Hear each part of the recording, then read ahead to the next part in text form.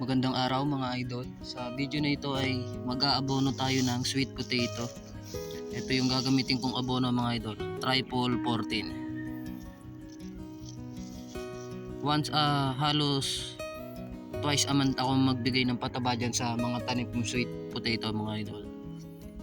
Ganon yung pamamaraan ko dyan sa pag-aabono sa kanila twice a month. Tara mga idol, simulan na natin. Ito pala yung tanim kong kamote mga idol, or yung sweet potato. Bali magto 2 months na nga yan ngayong katapusan ng February. At ayan, naabonohan natin sila mga idol. Side dressing yung gagawin natin, or magbubudbud lang tayo ng mga abono sa malapit sa mga puno nila. Parang ganyan lang mga idol.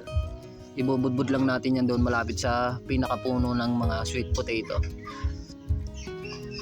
Kaya side dressing pala yung ginawa ko mga idol, kasi naambon-ambon ngayon, ambon-ambon. Kaya ganyan na lang ginawa ko, binudbud ko na lang. Pero kung sakaling hindi lalakas yung ambon na yan or hindi tutuloy ang ulan, babasain ko na lang yung mga parte na may abono na sinabugan natin ng abono. May mga ibang nagtatanim, yung practice nila, hindi na sila naglalagay ng pataba. Naturally kasi naglalaman pa din yan. Pero ako mga idol, naglalagay din ako ng pataba dyan kasi ayan, nakakatulong din yan para lumago and makapaglaman ng marami at malalaki yung mga tanim nating sweet potato. Kasi yung abono na yan, nagbibigay tayo ng nutrients na kailangan ng ating mga tanim para gumanda yung mga katawan nila, lumago, and then makapaglaman ng marami. Yung variety pala na to mga idol is 90 days lang yan, pwede na nating i-harvest, or 3 months mga ganon yung ano nila. 3 months lang pwede na tayo mag-harvest ng laman yan.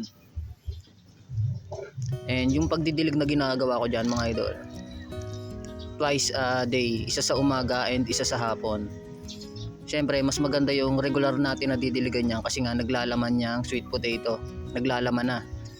Makakatulong yon para makalaki yung mga laman sa ilalim ng lupa, kasi yung lupa lalambot yon and makakapag-expand yung mga laman, makakalaki sila na maayos.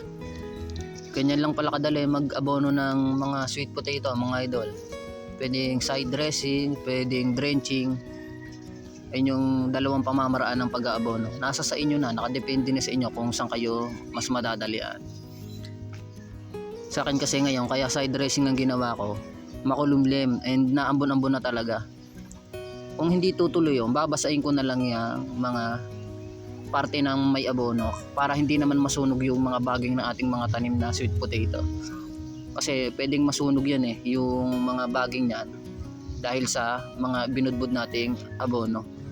Last week pala ng December 2025 nung itinanim ko yun dyan. And then syempre mga idol, yung pan 3 months niyan last week ng March. Hindi ko natanda yung eksaktong date na, kaya haharvesting ko yan yung katapusan na ng March or first week of April para mas maganda.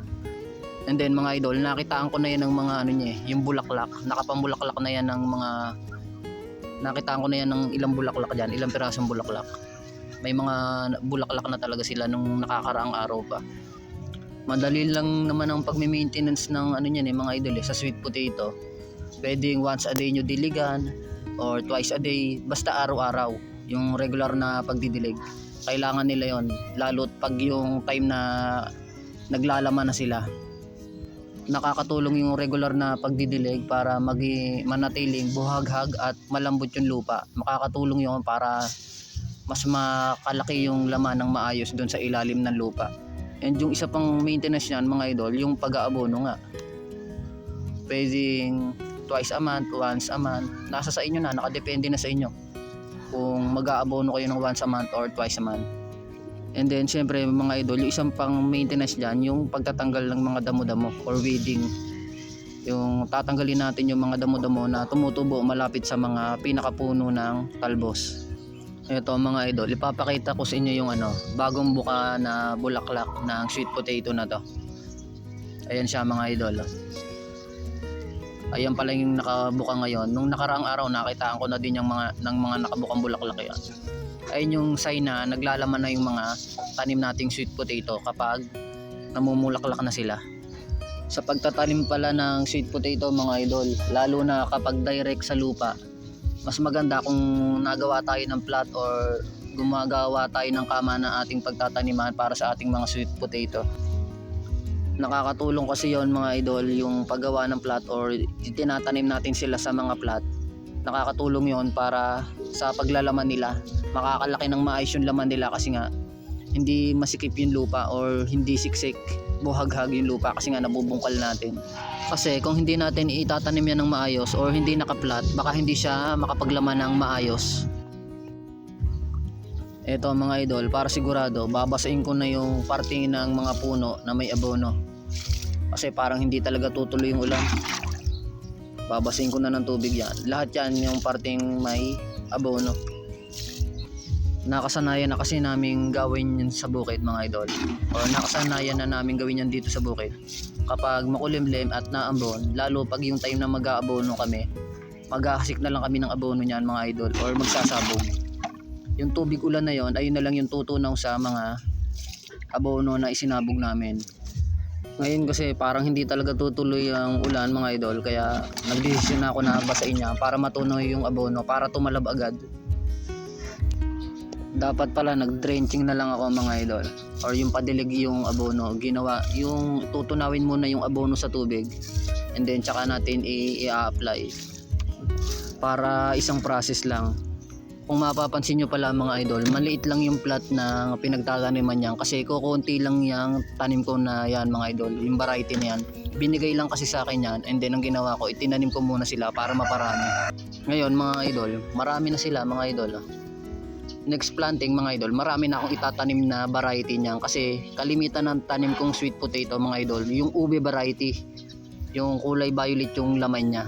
Ang kukunin ko lang naman dyan mga idol yung may mga talbos, kasi ayun yung mas mabilis tumubo or mas mabilis mabuhay kasi mabilis mag-ugat yung ganon.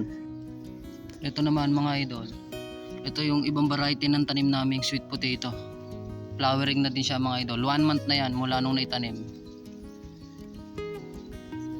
1 month, siguro magto 2 months na, 1.5 months mga ganon, hindi ko natanda yung eksaktong araw, pero ayan, namumulaklak na din siya. Ube variety yan mga idol, ayan flowering na din mga idol.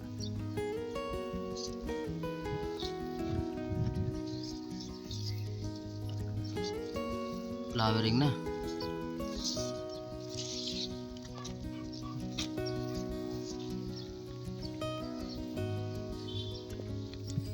Daming bulaklak dito.